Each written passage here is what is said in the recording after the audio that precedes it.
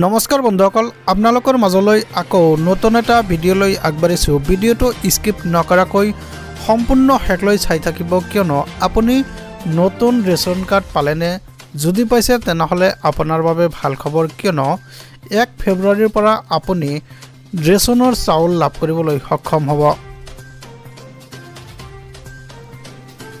হয়, আপোনালোকে চাই আছে এক ডাঙৰ খবৰ, এক গুৰুত্বপূৰ্ণ খবৰ। সাজু হওক ৰেচন ল'বলৈ। ইফালে 1 ফেব্ৰুৱাৰীৰ পৰাই লাভ কৰিব আপুনি ৰেচনৰ সামগ্ৰী।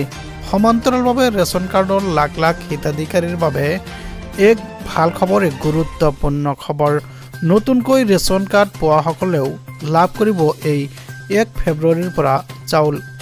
ৰেচন সময়মতে নাপালেই কিন্তু আপুনি অভিযোগ দিব পাৰিব। দোকানীৰ লগতে গ্ৰাহকেও মানি চলিব লাগিব কেতবোৰ নিয়ম কিন্তু গ্ৰাহকসকলেও মানি চলাৰ প্ৰয়োজন আছে। 10 তাৰিখৰ ভিতৰত আপুনি লাভ কৰিব লাগিব ৰেচন। মনত ৰাখিব, ৰেচনৰ চাউল সংগ্ৰহ কৰাৰ সময়ত আপুনি ফিংগাৰপ্ৰিণ্ট দি ৰচিদখন কিন্তু সংগ্ৰহ কৰিব লাগিব। ৰচিদখন সংগ্ৰহ কৰি আপোনাৰ লগত ৰাখিব লাগিব। ইপ'ছ মেচিনৰ দ্বাৰা দিয়া ৰচিদ ল'ব লাগিব হিতাধিকাৰীয়ে। ইফালে অন্তদয়া অন্য যোজনাৰ অধীনত যিসকলৰ কাৰ্ড আছে সেইসকলে কিন্তু 35 কিলোকৈ চাউল লাভ কৰিবলৈ সক্ষম হ'ব আৰু অগ্ৰাধিকাৰ পৰিয়ালে 5 কিলোকৈ চাউল লাভ কৰিবলৈ সক্ষম হ'ব। সমান্তৰালভাৱে হিতাধিকাৰীয়ে ৰেচন সংগ্ৰহ কৰি ল'ব লাগিব ৰচিদ আৰু 10 তাৰিখলৈকে দিনজোৰাকৈ খোলা ৰাখিব লাগিব ৰেচনৰ দোকান। ইফালে 10 তাৰিখেই মহিলাসকলৰ একাউণ্টত সোমাব ধন।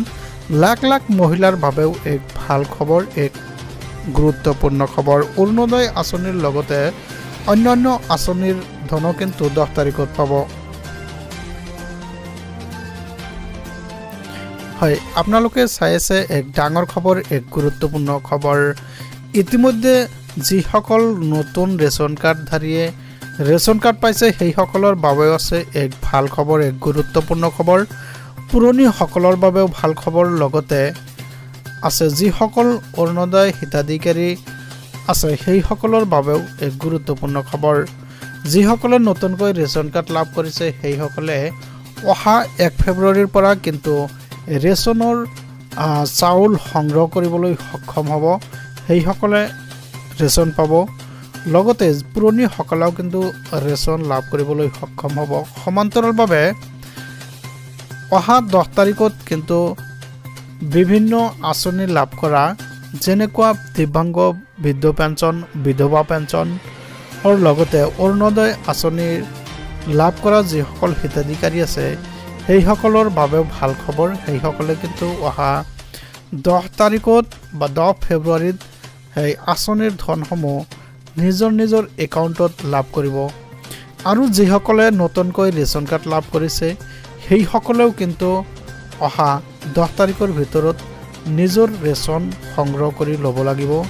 আৰু কেতবোৰ নিয়ম কিন্তু গ্ৰাহকেও মানি চলিব লাগিব, কিয়নো 1 তাৰিখৰ পৰা 10 তাৰিখৰ ভিতৰত যদি আপুনি এই ৰেচন সংগ্ৰহ নকৰে তেনেহ'লে 10 তাৰিখ উকলি যোৱাৰ লগে লগে আপুনি আৰু ৰেচন নাপায়।